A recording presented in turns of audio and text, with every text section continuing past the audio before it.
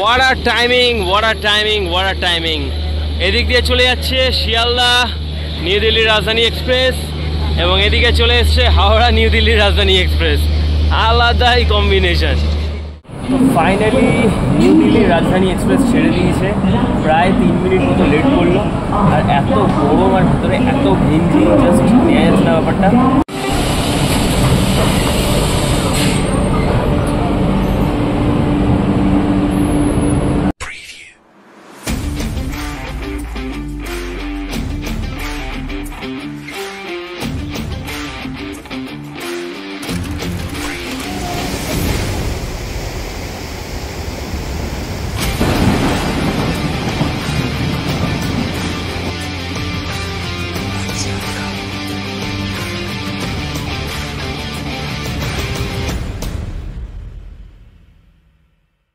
Hello everyone, চলে এসেছি এই মুহূর্তে আমি নিউ দিল্লি রেলওয়ে স্টেশনের বাইরে। আজকে আমি ট্রাভেল করছি ইন্ডিয়ার সবথেকে পপুলার ট্রেনগুলোর মধ্যে একটা, হাওড়া নিউ দিল্লি এক্সপ্রেসে। ট্রেন নাম্বার হলো 12302 ট্রেন নাম্বার। তো এখান থেকে ট্রেন ছাড়বে 4:50-এ। প্রচণ্ড গরম, এখানে প্রচণ্ড গরম। ভেতরে গিয়ে বাকি কথা বলছি, অ্যান্ড পুরো ট্রেনে যা যা ডিটেলস পাবো সবটা তোমাদের সঙ্গে শেয়ার করবো। নিউ দিল্লি রেলওয়ে স্টেশন ভারতবর্ষের ব্যস্ততম রেলওয়ে স্টেশনগুলোর মধ্যে একটা। প্রায় 250টারও বেশি ট্রেন ক্রস করে নিউ দিল্লির উপর থেকে প্রত্যেক দিন। আর ভাই রে ভাই, ভিড় দেখো তোমরা রাজধানী এক্সপ্রেসের জন্য। ভাই সাব, হাওড়া নিউ দিল্লি রাজধানী এক্সপ্রেস আমার পছন্দের ট্রেনগুলোর মধ্যে অন্যতম এবং ভারতবর্ষের বুকে চলা পপুলার ট্রেনগুলোর মধ্যে একটা। এবার আমার জার্নিতে কম্পার্টমেন্ট ছিল B9 এবং আমি পেয়েছিলাম আমার পছন্দের সিট, সেটা সাইড লোয়ার। দেখতেই পাচ্ছ B9 সিট নাম্বার 15, এটাই ছিল আমার seat. Literally it was unexpected যে রাজধানীতেও আজকাল এরকম লেভেলের ভিড় হচ্ছে, মানে জাস্ট ধারণার বাইরে, চূড়ান্ত লেভেলের ভিড়। গেটের সামনে ব্যাগে ভর্তি ভিড় করা পুরো, মানে প্রায় 10-12টা ব্যাগ নিয়ে রাস্তা জাম করে দাঁড়িয়ে আছে লোকে।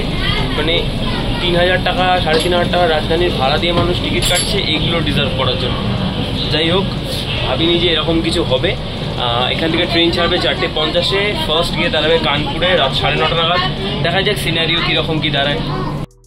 দেখতে দেখতে ট্রেন ছেড়ে দিল নিউ দিল্লি রেলওয়ে স্টেশন থেকে। এরপরে গিয়ে এই ট্রেন দাঁড়াবে কানপুর জাংশনে। তো ফাইনালি নিউ দিল্লি রাজধানী এক্সপ্রেস ছেড়ে দিয়েছে, প্রায় 3 মিনিট মতো লেট করলো। আর এত গরম আর ভিতরে এত ঘিঞ্জি, জাস্ট নেওয়া যাচ্ছে না ব্যাপারটা। আমি তো ভাবছি যে মাত্র 7খানা স্টেশনে দাঁড়াবে, তারপরেও এত ভিড়।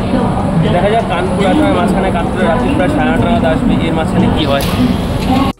নিউ দিল্লি স্টেশনকে বাই বলে আমি চলেছিলাম বাড়ির পথে। আচ্ছা, বলে রাখা ভালো, তোমরা যারা যারা আমার নিউ দিল্লির ভ্লগটা দেখোনি তারা দেখে আসতে পারো।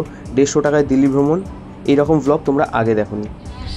53 किलोमीटर की दूरी अधिकतम 130 किलोमीटर प्रति घंटा की रफ्तार से 17 घंटों में तय की जाएगी।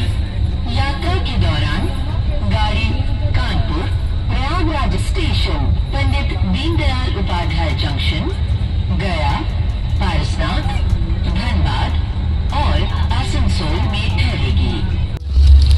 তো রাজধানীতে এখন আমাদের সন্ধ্যাবেলা স্ন্যাক্স দিয়ে দিয়েছে। দিদিদা আমার জন্য কফি বানিয়ে দিচ্ছে। আর কি দিয়েছে দিদিদা?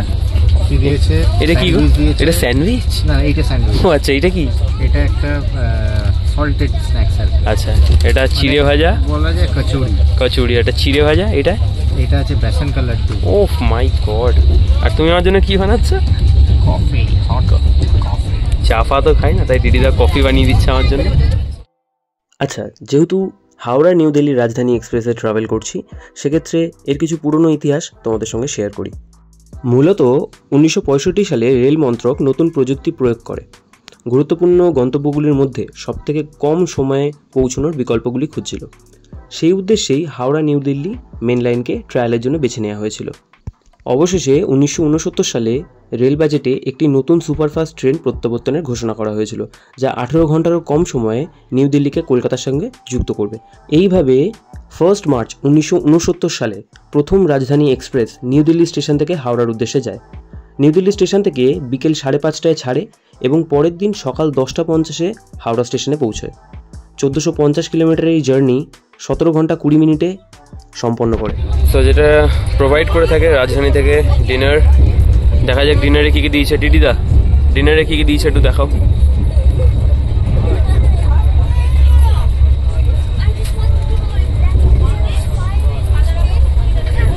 এটা চিকেন চিকেন 2 পিস, ওকে। নেক্সট এটা আছে ডাল ডাল আছে এখানে মার্কিং করা আছে। অ্যান্ড এটা আছে রাইস, আচ্ছা, অ্যান্ড ওটায় রুটি আছে সম্ভবত, রুটি আছে, আর এটাই দিয়েছে আচার, আর ওটা দই, তাই তো? হ্যাঁ। তো এই হচ্ছে ব্যাপার। খেয়ে দেখা যাক খাওয়ার কোয়ালিটি কেমন। এখনো দেখো, এখনো স্ন্যাক্সটাই খেয়ে শেষ করতে পারিনি, এত খেয়েছিলাম দুপুরে। মোটামুটি খাওয়া দাওয়া দফা করে এখন অ্যাটাক করবো আইসক্রিমে। ডিনার করতে করতে ট্রেন চলে এলো কানপুর জাংশনে। নিজের নির্ধারিত সময়ের আধ ঘন্টা লেটে চলছিল সেদিন ট্রেন। কানপুর জংশন ছাড়ার পর আমি আর নিজের মধ্যে নেই, তখন আমি ঘুমের দেশে। কারণ এই বিগত 14-15 দিনের গোটা জার্নিতে যেই লেভেলের স্ট্রেস আমার ছিল, এর মাঝখানে কোন স্টেশন এলো আর কোন স্টেশন গেল সেটা দেখার কোনো হুঁশই ছিল না আমার। যখন আমার চোখ খুললো তখন দেখলাম আমি গয়াতে। গয়াতে যখন ট্রেন পৌঁছায় তখন দেখলাম সে তার নির্ধারিত সময়ের প্রায় 1.5 ঘন্টা লেটে রান করছে। দেখতে দেখতে ট্রেন চলে এলো ধানবাদ স্টেশনে। নিজের নির্ধারিত সময়ের প্রায় 2 ঘন্টা লেটে রান করছে। ধানবাদ আসতে না আসতেই আমাদের দিয়ে চলে গেল চা এবং কফি। নিউ দিল্লি থেকে হাওড়ার মাঝে এই ট্রেনটি কভার করে মাত্র 7খানা স্টেশন, এবং এই 7খানা স্টেশন 3টে আলাদা আলাদা রাজ্যের ওপরে পড়ে।